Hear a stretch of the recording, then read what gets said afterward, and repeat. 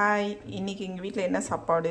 இட்லியும் பொட்டுக்கடலை சட்னியும். அதே சட்னி அதே சாம்பார். சாம்பார் அதே சட்னி அதே சாம்பார்லாம் கிடையாது.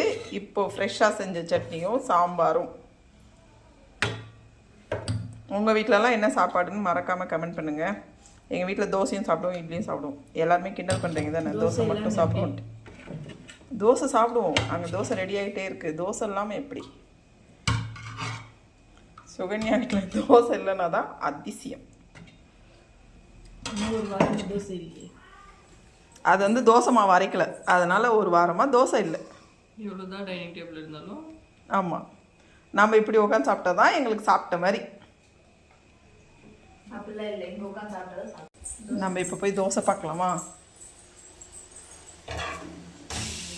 ஐயோ, இந்த தோசை கொஞ்சம் தீஞ்சிருச்சு. வேற தோசை போட்டு